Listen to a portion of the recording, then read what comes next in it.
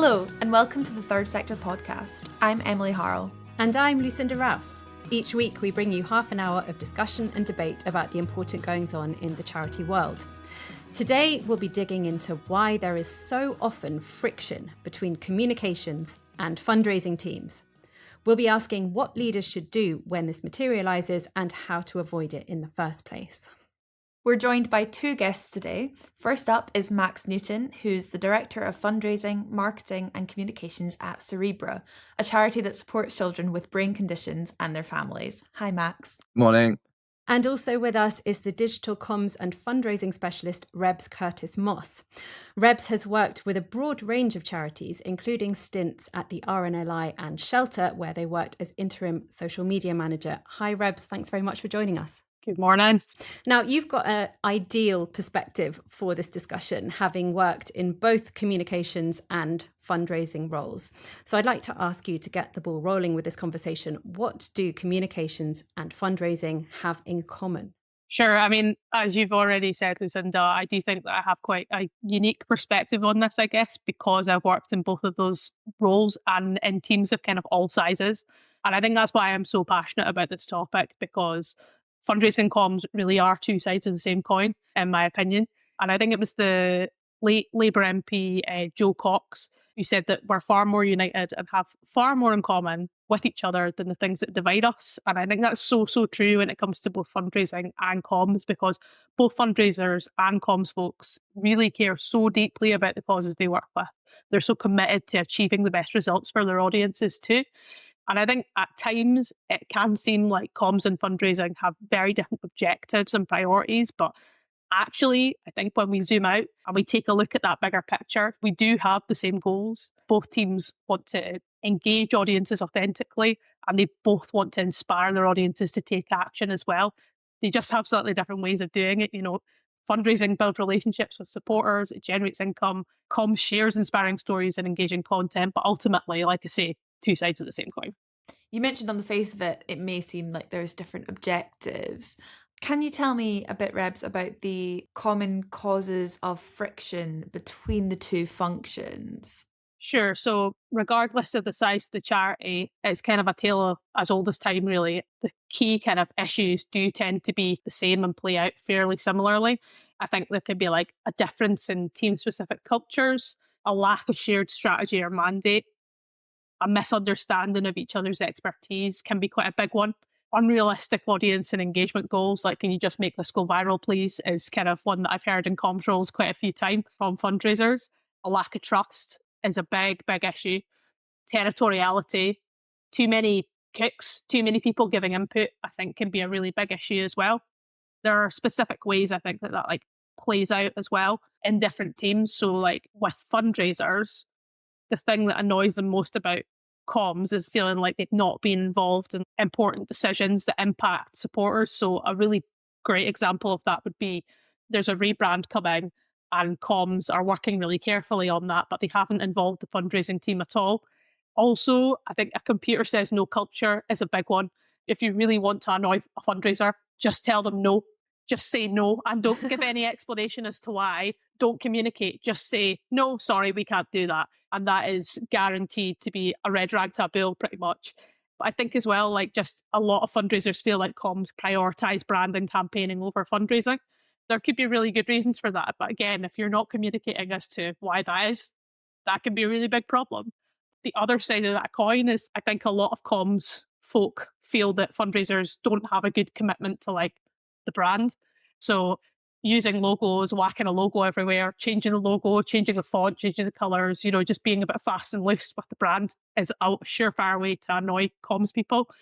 Also, fundraisers feeling that supporters are the only audience that charities have is a really big one. Like struggling to see that bigger picture, I think can really not be good. Involving comms at last minute, oh my goodness, that is a big one. Not understanding lead times or workloads. I just feel like this is a therapy session at this point, to be honest. The last one as well, I think, is like, you know, not appreciating that things like social media in particular are specialisms, I think is another one that can really get people riled up. Everyone's got an Instagram account, right? So everyone knows how to do Instagram for a brand. Not true. I think those are probably the main ones. You speak very passionately about these causes of annoyance, I can definitely detect that you're speaking with first-hand experience.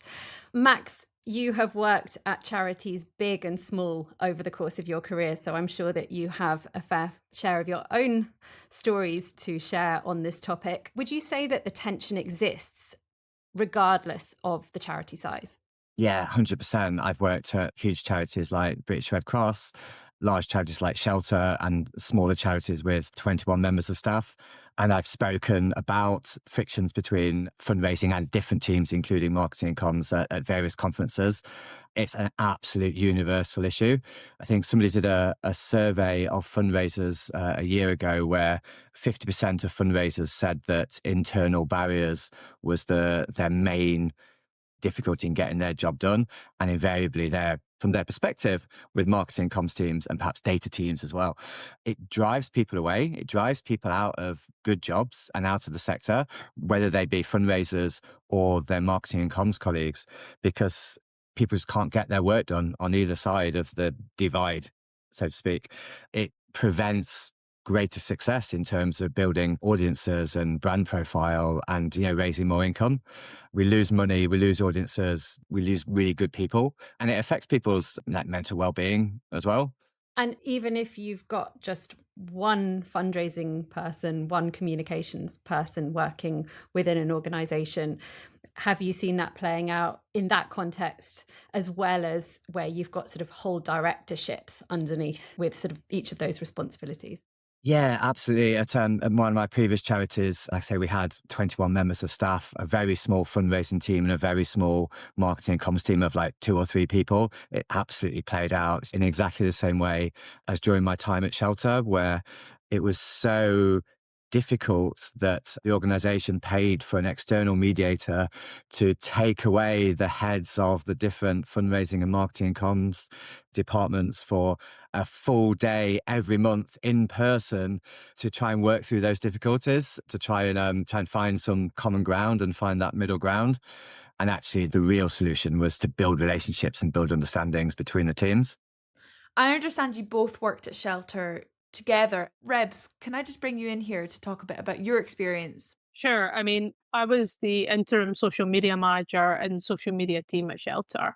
Generally speaking, great relationship with different colleagues, but like with any charity, there would be points where we didn't hear that there was going to be like a big paid social media campaign for a fundraising team.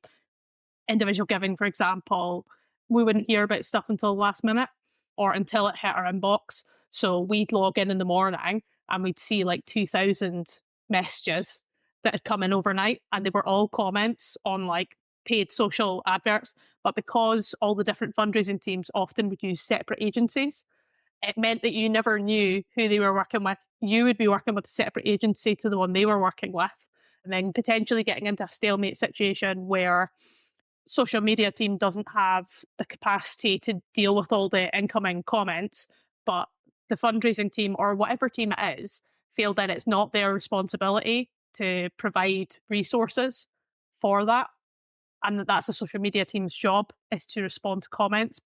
And there's an interesting dynamic here as well, because there was also external agencies involved. And while external agencies can be incredibly useful for organizations to draw on those expertise, they're communicating with the one team and that communication isn't being relayed. So it's really interesting to hear about how these silos can sort of naturally develop, and you might be working in an organization and not necessarily notice that that is the culture and the attitude until you're already like quite embedded in it. And Max, you mentioned that there was an external mediator, but that didn't quite have the desired outcome. I was wondering if you can elaborate on that a bit. What exactly didn't work with that mediation? Yeah, it's a good question. And so it wasn't that it was an external mediator that was the problem. It was the way they framed the mediation. So the mediation was framed around one side saying, these are the things that I think are a problem and this is what I think we should do, and the other side. And we're just nodding heads about it.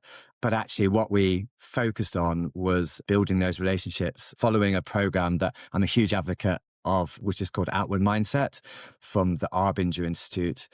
frames this whole conversation really, where, you can have brilliant fundraisers, brilliant marketing comms people doing their jobs brilliantly, but if they're only focusing on our own objectives, we will inevitably cause silos. And actually, the outward mindset provides a series of tools to enable us to consider our own role in the conflict and then build those relationships at work. And I found it like incredibly, incredibly helpful at Shelter, but also at smaller places and where I am now. And Rebs, I want to bring you in here. In terms of mediation, what can be done to make sure that mediation is productive, whether that is external or internal? How can you really make sure that it's what the teams involved need and that it's going to be a productive use of time and money and resource? Sure, of course. And I mean, the last thing anyone wants is to pay for someone to come in and for it to not work, because then it's not a great use of charitable funds, right? But I think that it's not just about mediation, it's about training as well. I think that the mediation and the training have to go hand in hand, really. The first step in that journey really is for comms and fundraising teams to properly take the time to understand and acknowledge each other's ways of working, strengths and priorities as well. And I think bringing in an external person to help do that can be really, really important and really valuable as well. But also to get each team as well to kind of appreciate the unique skills, the expertise, and the insight that that other team brings to the table. So often when I run sessions like this with another consultant, Sarah Goddard, who's a public fundraising specialist, it's about getting the teams to communicate with one another. But I think as well, there really needs to be a culture change as well internally, that shift away from that negative us and them type of mentality to a more positive, outwardly focused one, like Max was saying as well. All collaboration is founded in good communication. So really a good starting point is encouraging teams to get to know one another. And it sounds really simple, but like things like being friends and friendly with your colleagues, taking an interest in them as individuals, asking them if they want a cup of tea or how their holiday was. It seems really, really simple stuff. But actually, if we think about all the problems that we were talking about before, the vast majority of those things come from a lack of communication. So it's all about getting the teams to communicate better with one another and to understand each other's perspectives more. From a comms perspective, I think it's much easier to push back on something and suggest alternatives that benefit everyone if you actually already have a decent working relationship with that person, right? Again, it's a really simple thing, but it can make such a massive difference. It's more or less impossible for teams that are butting heads with one another to really be able to find that middle ground in house. And that's where I think having someone external to come in, kind of parachute in and help with those things can be really, really useful. And like I say, that's why I've tag teamed with another consultant, because it's such a major issue in the sector. And so many of our clients collectively, and when we were both working in house, all said the same thing, that they were having issues with the other team. That's why we created this bespoke training that really helps fundraising and comms teams, I guess, to overcome those barriers, but in like a neutral space that ensures lasting impact. I think if you have someone that brings those two perspectives together, but understands the other one really clearly, I think that that's where the magic happens, so to speak. And as we've already discussed, it's great that you have both the comms and the fundraising perspective. Sitting as you are as a comms person for now, what would your advice be for other communications professionals who really want to help fundraising people get comms? What do fundraisers really need to know? The one thing I always say to fundraisers is, if you think of everything that your charity does, so whether that's like service delivery, campaigning, research, volunteering, retail, probably I've missed something really important out there, but like, if you think of all the main things that any kind of standard charity delivers, comms is going to be involved in every single one of those things. And that excludes anything reactive that comes in. So there's a big announcement at the last minute, and comms have to drop everything and deal with that, along with spinning all these other plates. So I think that's really, really important for them to understand, because it means that while supporters are an extremely important audience segment, and no one is downplaying that, comms folks should not be downplaying that. They are extremely important. They're not the only ones. There are loads of other audience segments in there as well. And I think by explaining that to fundraisers and having quite a frank discussion, potentially some training with them, like a lunch and learn or something, that helps them realise that whilst they're over in one corner being laser focused on income generation, there are multiple other teams with an equally important focus on different elements that are absolutely essential to the charity meeting its objectives. And they all want a piece of the pie. They all want to work with comms over the next super important thing, every single one at all times. That gives fundraisers a bit of a sense of perspective. I'm hoping that Max is going to agree with that, but like I feel like it gives them a sense of perspective and it helps them see the bigger picture, because I do sometimes find that fundraising teams or fundraisers are so laser focused on income generation, as they should be. They do sometimes struggle to see that bigger picture for the rest of the charity, and I think explaining it to them in this way can help do that. And to throw it to you, Max, sitting on the other side of the table in the fundraising section, what do comms people need to know about fundraisers and how they operate? I think it's difficult for me to say, this is what you should know and this is what you need to know.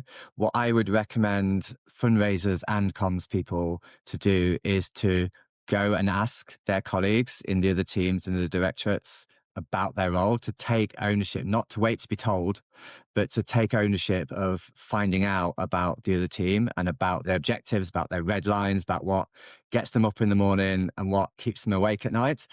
If marketing and comms professionals go to their fundraising colleagues, they will hear things around income pressures, financial targets, fast-paced innovation and competition in the sector. Probably hear that some things internally are moving too slowly, or what some of their challenges and barriers are.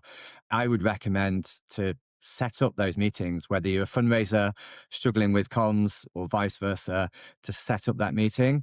There's a tool that I use that has been incredibly successful called a Meet to Learn, where you would take it in turns to interview each other, and your only objective is to find out more information about the other person, about the other team. You're only allowed to be curious. You're not allowed to say, oh yeah, I've got a funny story about that and I'm going to tell you because it's really good. Or you're not allowed to use it to catch them out or prove a point. Like, you're only allowed to ask questions about, like I say, objectives, what happens at their work. How could I help you in achieving your objectives? And I think that is like revelatory. And I would absolutely say to comms professionals, go to some fundraising events, because it's very different experiencing some of those events or those activities or speaking to some of those fundraising audiences in person than it is when you read the brief that comes in or the way it's been described by the fundraiser. I think Rebs alluded to it earlier, that fundraisers and comms professionals, often there's a language barrier as well, but we often use the same words to say different things or communicate in a different way. Community fundraisers are renowned for being vague, generalistic in the way they describe things and not specific. But you need to know that. You need to know how each other communicates and how each other thinks about those things. And like, genuinely, the only way is by building those relationships. And like, we all chuckle a bit when Rebs was saying about, build a relationship, have a beer with them, have a coffee. But like, genuinely, it's probably, in my opinion, the single most important thing that anybody could do and is the basis for creating a better working environment. Yeah, I mean, it just sounds like the ABC of how to be a good colleague. Forget about comms or fundraising. You can apply it in any job, in any workplace.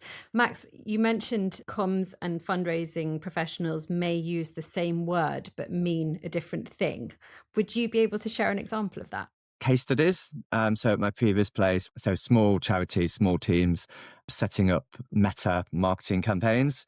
The fundraisers, both working with an external agency, the fundraisers took on board from the agency, this is the list of materials and content that we need for the ads and for the moderation of the Facebook groups.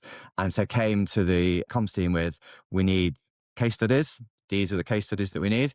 They meant a story about somebody that's raised some money doing a skydive and said why they do it, that we're putting out on our social media every month and they're in our newsletters and so on. But case study to the comms team at a hospitals charity as well means a fully signed off proper case study that's signed off not only by the comms team and probably the CEO at the charity, but also by the hospitals trust with whom the charity works in partnership. And actually all our case studies are way out of date and it's a big job. And of course the comms team went, oh my God, we want 12 case studies for this thing. This was never part of the plan.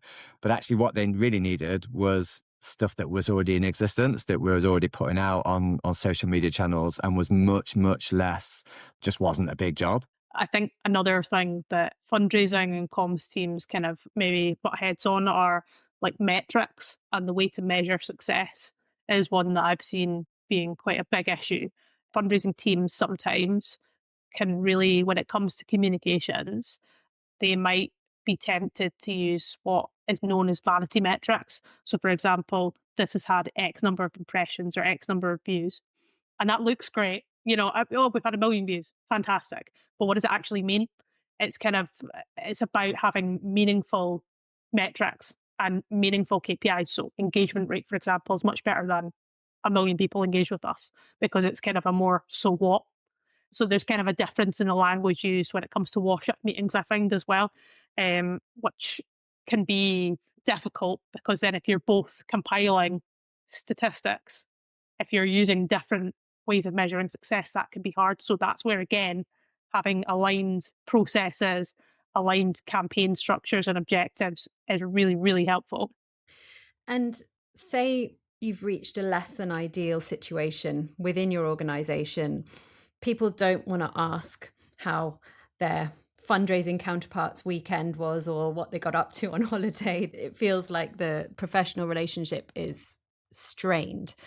I'd love to hear from both of you about your top tip for getting through a moment of friction and preventing any hard feelings as a result of potentially conflicting priorities from really escalating into full-blown warfare. Rebs, if we could start with you.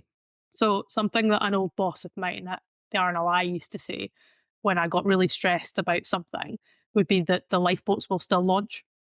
I think it's a phrase that's really, really stuck with me, because it's actually a very, very grounding statement when you think about it. Like, if you feel something's important, but ultimately, if that campaign or that story or whatever that thing is that you're working on doesn't happen, nothing actually bad is going to happen to you. Nothing actually bad is going to happen to the charity. A thunderbolt isn't going to strike you down dead. The lifeboats will still launch. So for me, that's something that I always try and use as a bit of a grounding statement, and I encourage other people to do the same. So I think it's about taking a deep breath, taking a bit of a step back, and remembering that lifeboats will still launch. Lovely. Max, what about you? Absolutely. Do not try and win the argument. Probably the worst thing that you can do is send that email that explains why the other person is wrong or why your priorities trump the other point of view. That's like genuinely the worst thing that can happen. Step away from the email, go for a walk the dog, do something else, because all that will do is that is just going to double down. You might feel better for it, but it's going to double down on creating that friction and that warfare almost at work.